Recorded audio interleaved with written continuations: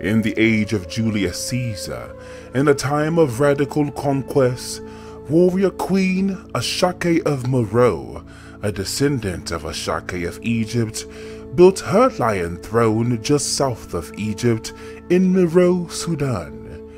And although she is born with white hair and blue eyes, she had no magical powers or superhuman abilities. But she was a brilliant equestrian, and like her ancestor, the warrior queen, she was unmatched in armed and unarmed combat. On one of her infamous conquests with her formidable all-female battalion, the Candace Warriors, Ashake of Egypt is led by the Bright Lady Ashake to a rare ruby gem which the Bright Lady explains was part of the Madripoor set. The Bright Lady says that the Madripoor set is capable of terrible acts of destruction, such as the sinking of Atlantis, and that the ruby gem itself has the ability to open portals between dimensions. And the Bright Lady declares that the mysterious ruby shall be protected by Ashake's family, and it shall be a sacred totem of the queens and princesses of her tribe. In the age of the Dahomey Amazons, it's centuries later, and the tribe still continues to worship the Bright Lady, and the elder goddess continues to bless them to produce white-haired, blue-eyed women whom often possess the natural ability to wield magic. Various tribes across the continent have come to call these special women Wind Riders, as the powerful women usually have the ability to control the weather.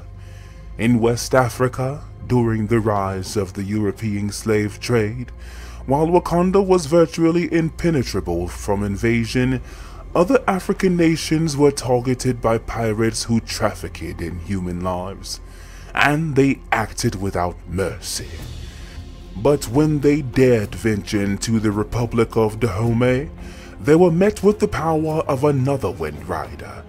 This unnamed Wind Rider, a descendant of Ashake of Meroe, was able to amplify her weather manipulating powers with her powerful sorceress abilities.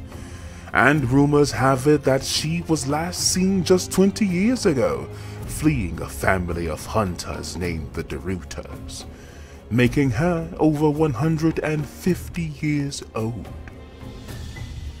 5 generations after the unnamed Wind Rider, Princess Nader looks down at her sleeping daughter, and she smiles.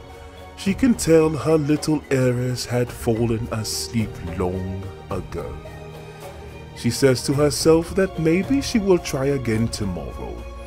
Tomorrow, she will even try to tell Ororo about her own mother, the current unnamed queen, and her older brother, Prince Shatani. How Prince Shatani was born with a bitter jealousy of the power that the women and his family inherited. How even though he was the queen's firstborn, he would never be crowned king, and for that reason he hated the gods and the traditions of their tribe.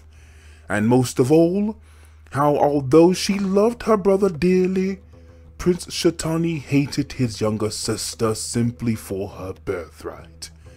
She wants to tell Ororo that soon after she left Kenya, Shatani had returned and somehow took over their kingdom. And when he learned that Princess Nader had indeed given birth to the next Wind Rider, he was obsessed with and hated the mere existence of the princesses.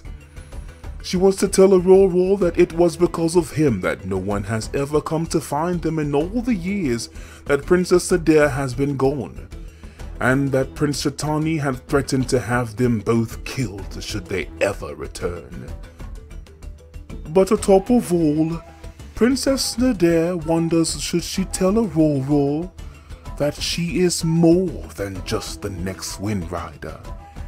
That the Bright Lady says that Ororo is the fulfillment of her mysterious, centuries-long plan to create a new, earth-born sky goddess. Tomorrow, she thinks. Tomorrow, I will tell Ororo everything.